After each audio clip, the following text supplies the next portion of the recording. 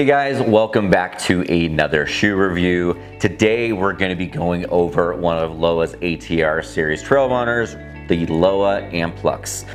So the Lowa Amplux is basically taking the best of their side tucks and the foretucks and applying it into one shoe. So if you're not looking for a niche trail runner like a racer or an ultra shoe, you want one shoe to kind of do them all, the Amplux is really their answer to that problem.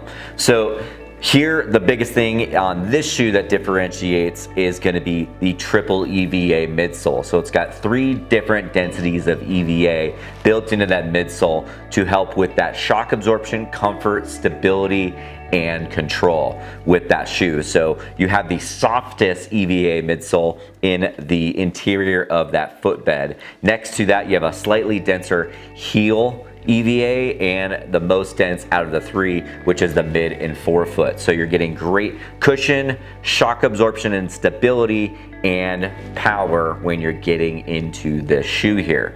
The other thing is you're still getting a 4.5 millimeter lug depth on their sticky track sole rubber here. The upper is using their Reptic Sport nylon upper mesh, so it's a very comfortable fitting, durable, and breathable upper in that shoe, followed by their anatomically shaped ankle and heel pockets here. You are getting that additional eyelet so you can run that heel lock in this shoe, which I prefer to do in the majority of my footwear. So this does have that as an option. Doesn't seem like you need to buy longer laces to be able to use that feature as well. This does also use their seamless tongue setup with that gusset on the interior. So you're gonna have a tongue that doesn't shift or move on you throughout your run, and it minimizes or takes away the hot spots. Finally, the shoe does have those laser cutouts in the outsole of their sticky track sole rubber, so it does help reduce weight where needed.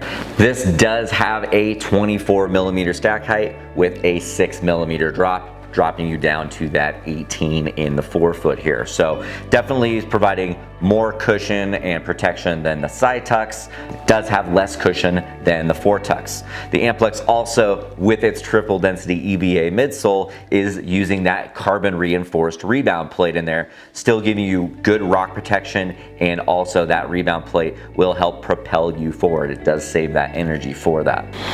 These are bi-directional lugs that are 4.5 millimeters deep, so you're getting great grip and propulsion when you're running on the flats and the uphills, and when you need that braking and control on those downhill descents, you have that reverse chevron pattern giving you more than ample grip on your downhill descents. All right, well, let's skip this shoe out and see how it does.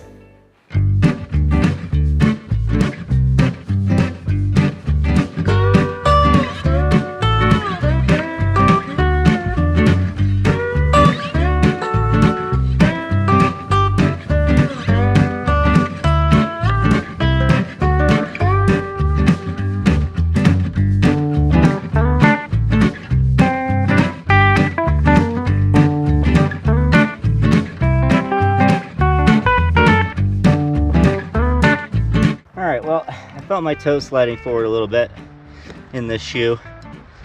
So, and they're definitely not tight. So, let's see what, oh yeah, fabric is definitely stretching more than I thought. Look how long those laces are now, holy. I told you guys, I got a pretty narrow foot. I'm a C width, so if you're anything wider than that, it'll be more than fine in this shoe. Just tighten her up a little bit. Chuck those guys in there. See how that goes. Yeah, that's definitely a lot tighter than the one on the left, as you can see. Not uncomfortable.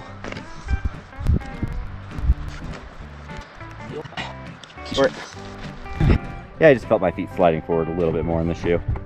So just enough to where I was tapping it, but I definitely didn't like tighten these things as super tight, and there's still more room to tighten if I need to. So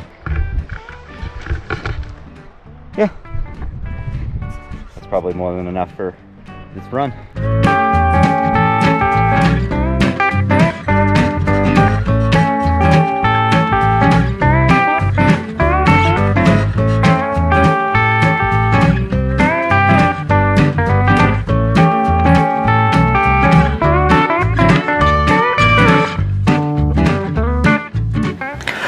guys, we are back from doing about 40 miles of running in this shoe so far, and this is my first impressions on the shoe.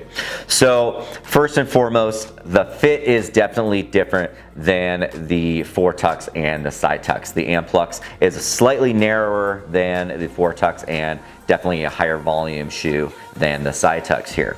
So again, that's really going to be focused on that one shoe to kind of do it all.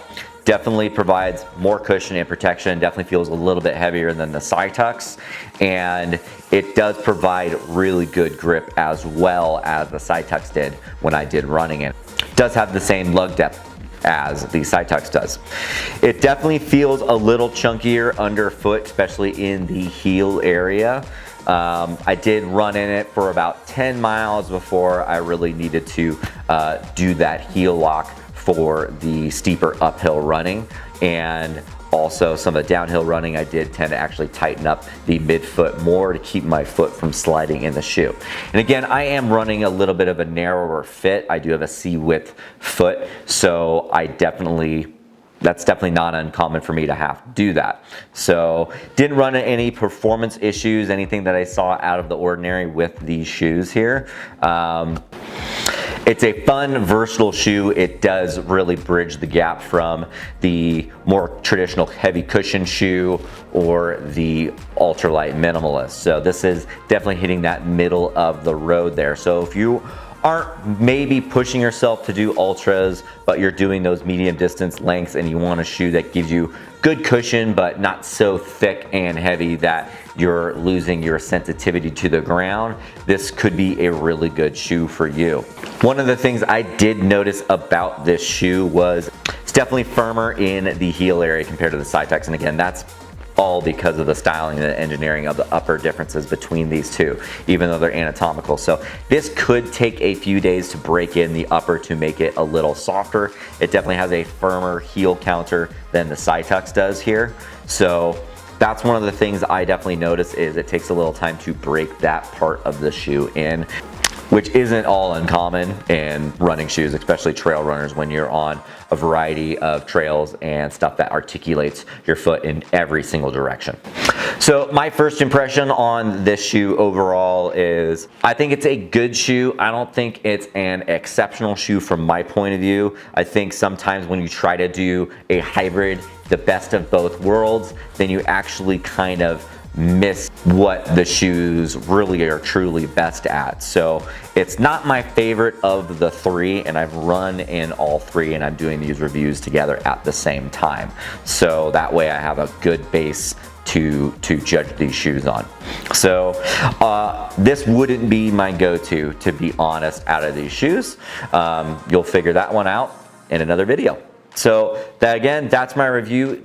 Thank you guys again for watching this video. Please don't forget to like this video, subscribe if you haven't already, join me on the trails, become my trail buddy, and we can get dirty together.